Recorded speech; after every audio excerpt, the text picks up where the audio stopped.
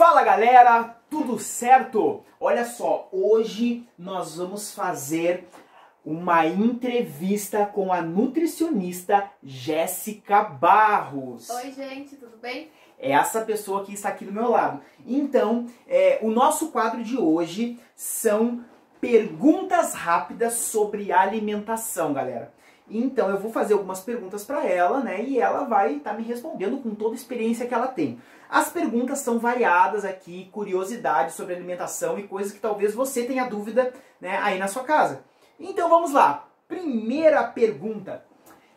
Existem alimentos que são melhores que outros? Na verdade, essa pergunta ela é meio polêmica, né? Mas algumas pessoas acreditam que sim, mas na verdade não. Todos os alimentos podem ser considerados bons, ainda que sejam alimentos ultraprocessados, que a gente chama, ou os mais açucarados, porque ele pode ser bom em algum momento em que a gente tiver vontade de comer ele, ou avaliando a frequência também daquilo que a gente consome. Então, mesmo alimentos que podem ser considerados mais calóricos ou algo assim, a gente não pode considerar eles como alimentos do mal, né? Só porque eles têm mais calorias, mas a gente precisa avaliar a frequência do consumo deles. Eles não se tornam alimentos vilões por causa disso. Muito legal. Olha só, olha isso que a gente recebeu aqui. E eu tô passando por isso de vez em quando nesse momento que a gente está vivendo aí de restrição social, né? Percebo que estou comendo além do que devo nessa quarentena. Que dica você daria para melhorar isso? Eu diria que quem está passando por essa situação precisa avaliar melhor as vontades que tem sentido, né? Tentar fazer a diferenciação entre fome e vontade.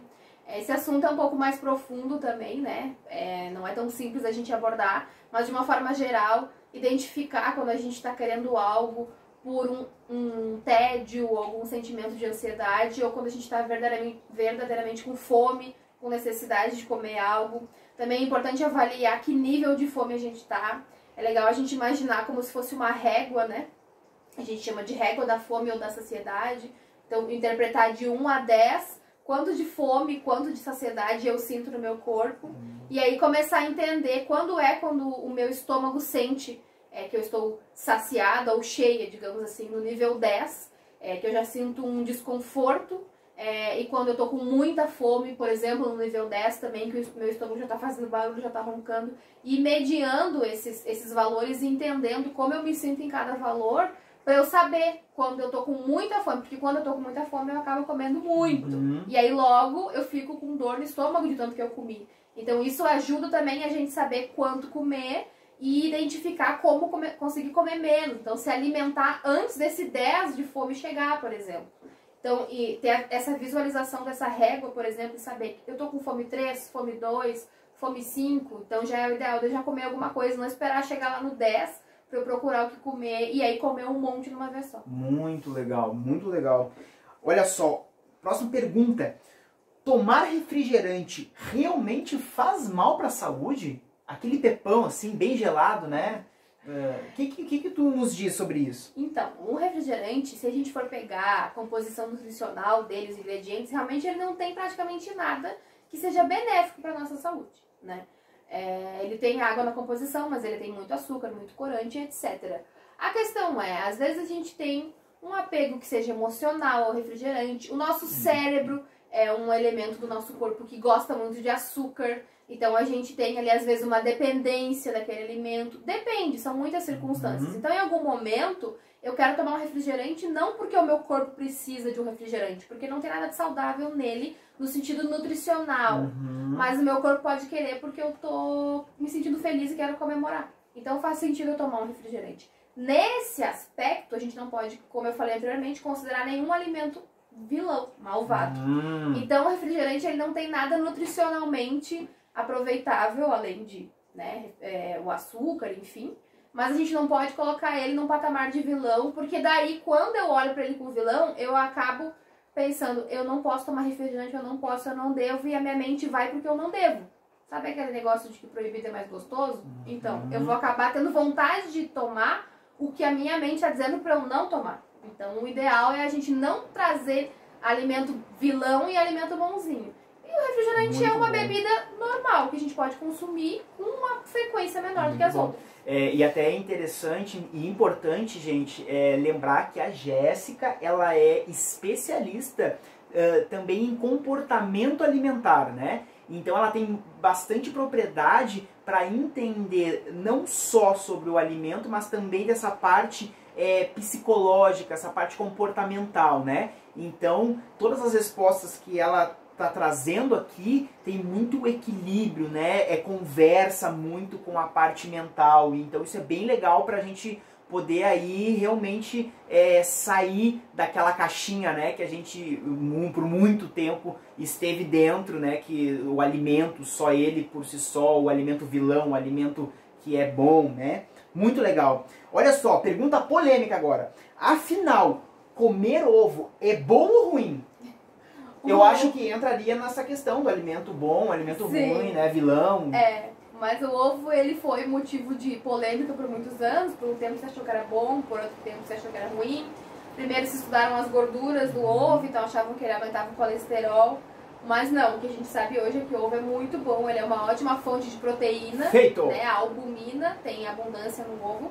Então ele é um bom substituto para, por exemplo, quando a gente não quer ou não deve, não pode comer carne, ele tem bastante proteína de origem animal, né, que é muito interessante, substitui então as carnes por ser uma proteína de origem animal e tudo certo em comer ovo. Uau, vamos comer ovo então, galera.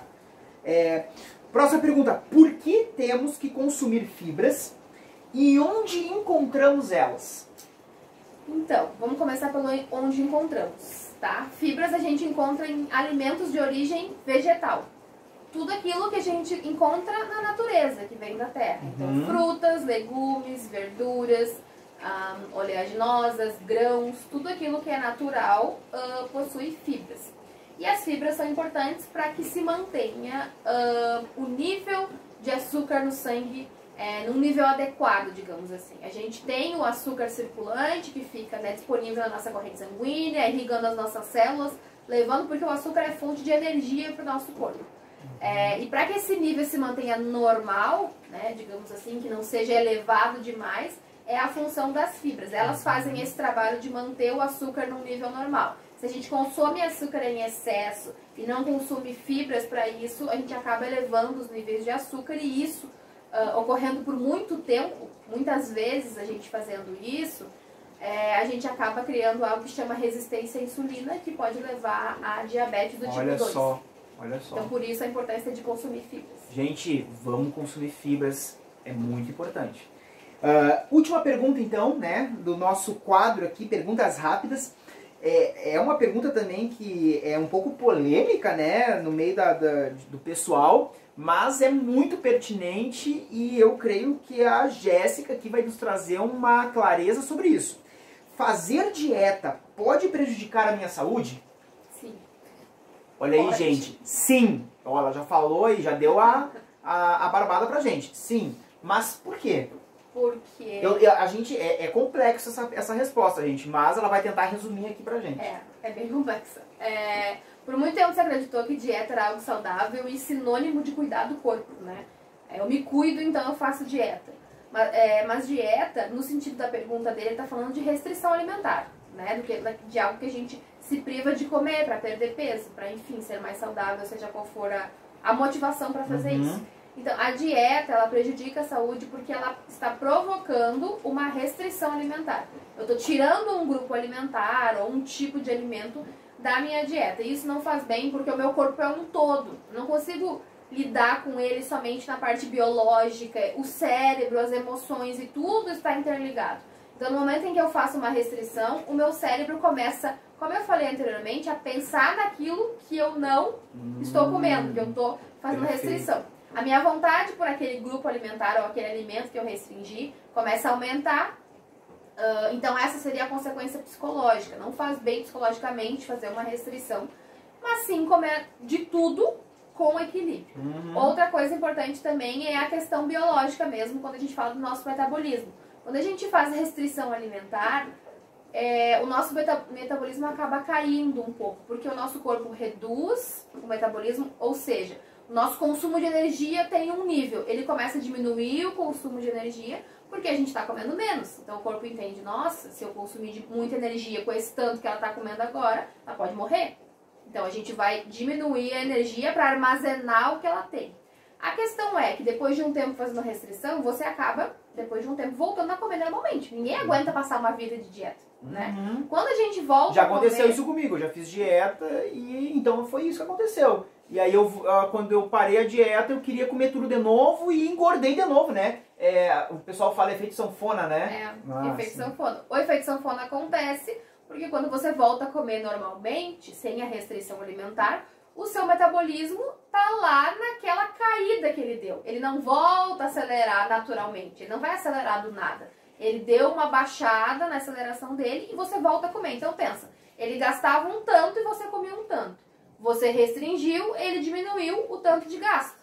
Aí você voltou a comer mais, ele continuou gastando menos. O que vai acontecer? Você vai ganhar peso. Tudo de novo que você perdeu e mais um pouco, porque o metabolismo está mais lento do que antes. Então, na verdade, a dieta, além de gerar uma compulsão por algo que você restringe na sua mente, de querer aquilo que eu boto como não pode, ela também pode gerar uma consequência metabólica que vai me fazer ganhar além do peso que eu já tinha. Perfeito. Gente, então, hoje era esse nosso quadro. Jéssica, muito obrigado pela tua participação. Eu creio que acrescentou muito. A gente está saindo aqui desse momento aprendendo mais um pouco sobre alimentação, né? E que você possa ter mais momentos com a gente. Obrigado, viu? Obrigada, gente. Tchau.